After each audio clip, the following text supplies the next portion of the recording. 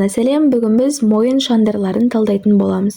Суретте көріп тұрғанымыздай, бұл бізде мойын омыртқасы, сыбырсы жеті, вертебра cervicalis, оның артында қызыл түспен мойынның артқы терең бұлшықеті. Бастайық, бірінші қабаты тері және тері асты май қабаты. Келесі мойынның бірінші шандыры, мойынның беткей шандыры, фасция superficialis. Ол бізде мускулус платизмаға футляр болады.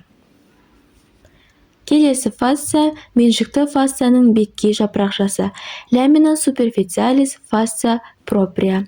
Ол алдыңғы жағынан мускулус sternocleidomastoideusқа, ал артынан мускулус trapeziusке футляр құрайды.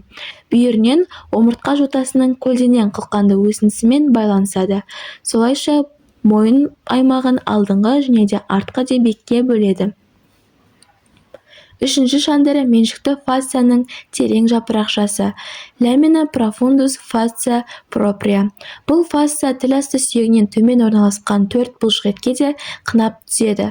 Олар жауырын тіл асты бұлшықеті, мускулус omohyoideus, төс тіл асты бұлшықеті, мускулус sternohyoideus, төс қалқанша бұлшықеті, мускулус sternothyroideus, қалқанша тіл асты бұлшықеті, мускулус thyroideus.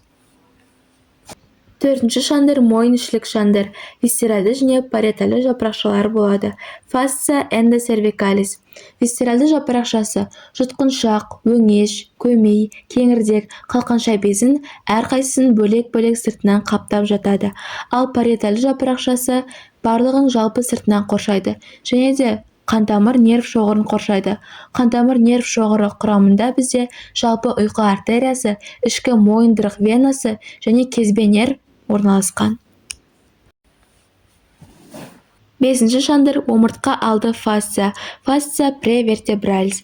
Бұл аты айтып тұрғандай омыртқаның алдында орналасады да мойынның терең сатылы бұлшықеттеріне мускулус scalens anterior posterior media және омыртқа алды бұлшықеттерге мускулус longus colli, мускулус longus capitisке футляр құрайды.